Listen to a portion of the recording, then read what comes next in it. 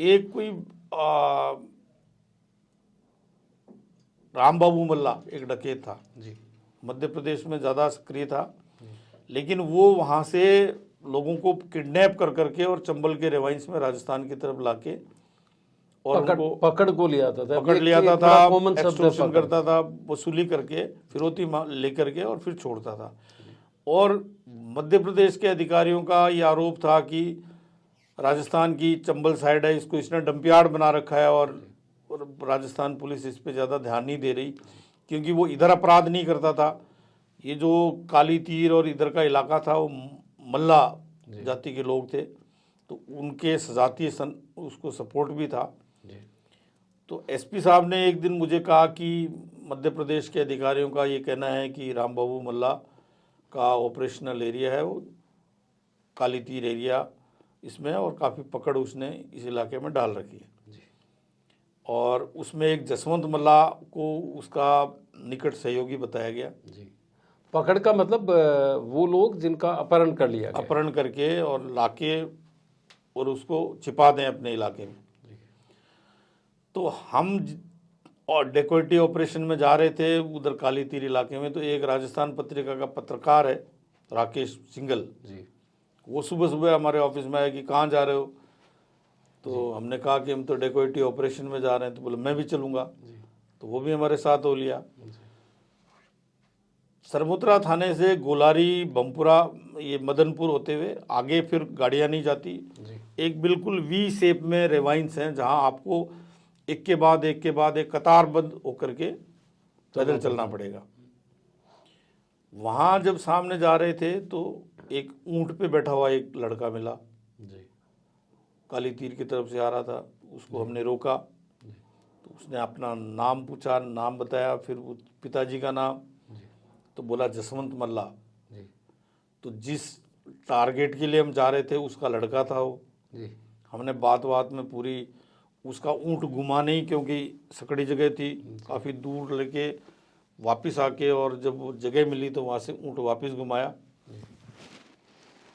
तो आगे तो मैं बैठ गया ऊंट पे, पीछे उस पत्रकार को बिठाया, उससे बात करते करते जा रहे थे।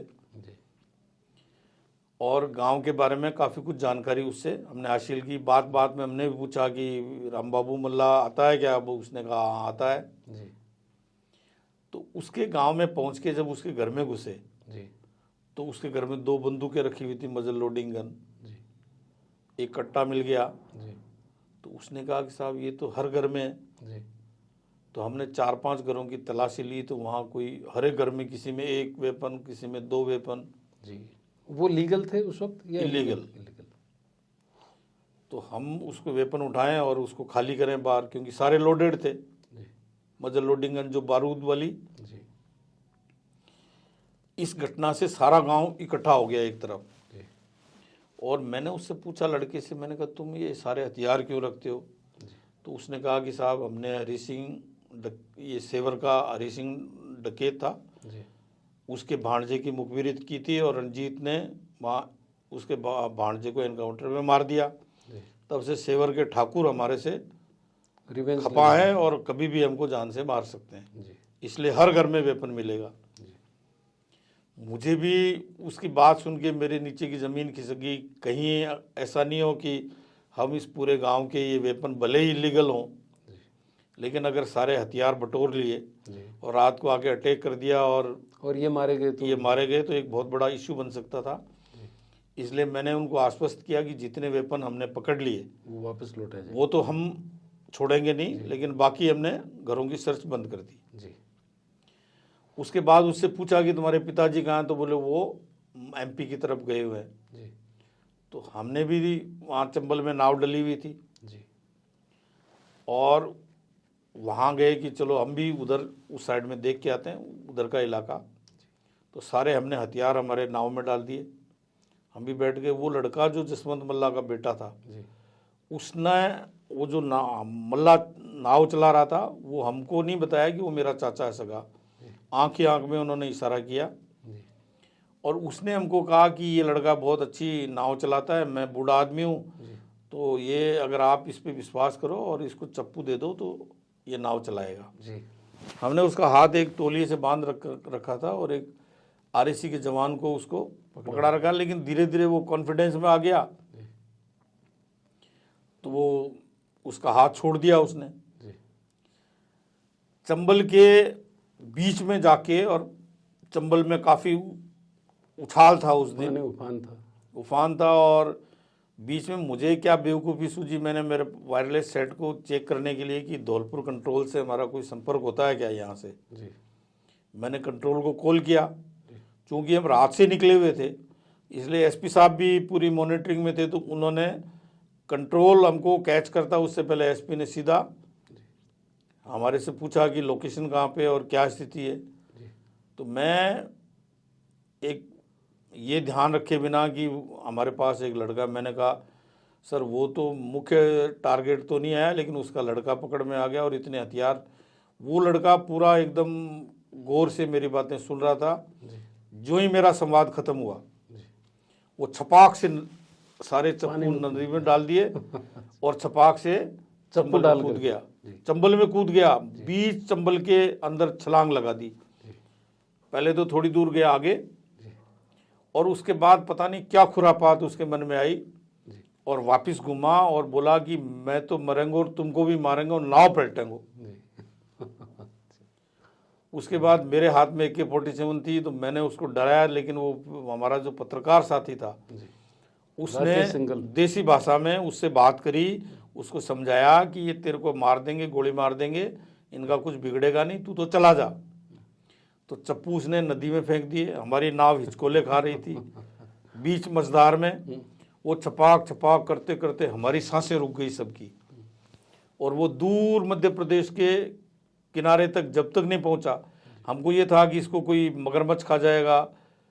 और उधर दूसरी तरफ जब पकड़ के लाए थे उसको तो पूरा गांव इकट्ठा हो गया उस किनारे पर काली तीर की तरफ। बाद में जब वो किनारे पे पहुंच गया मध्य प्रदेश साइड में, तो फिर हमने वो इलाके नाव को चप्पू पकड़े और उस नाव को लेके गए मध्य प्रदेश के चंबल के किनारे तक। वहाँ एक बहुत बड़ी बेवकूफ़ी करी, सारे हथियार उस नाव में डाल दिए। और ये जो राकेश सिंघल था वो उसके बाड़ी गन हाउस के नाम से उसका आर्मोरी थी, वेपन्स का उसको काफ़ी अच्छा नॉलेज था।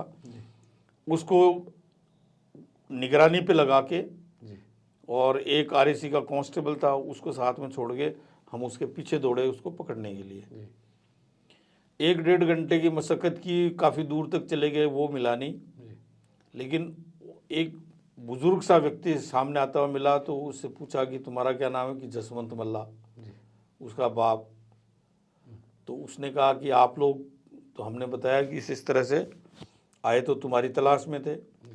उसने पूरी बात कन्फेस की कि साहब राम बाबू मल्ला आता है, किडनैप भी करता है, चूँकि जाति का है इसलिए उसको घर पे आ जाता है, खाना खा लेता है, लेकिन किडनैपिंग के अपराध में हमारा कोई सहयोग नहीं है और आपको हम पूरी जानकारी देंगे। लड़के के बारे में उसने कहा कि वो आ गया, डर के मारे चला गया, अब आएगा नहीं आप तो। लेकिन जब तक हम वापस लौटने की स्थिति में आए तब तक अंधेरा हो गया था और पूरा पूरा गांव हमारे खिलाफ में किनारे पे एकत्रित हो गया।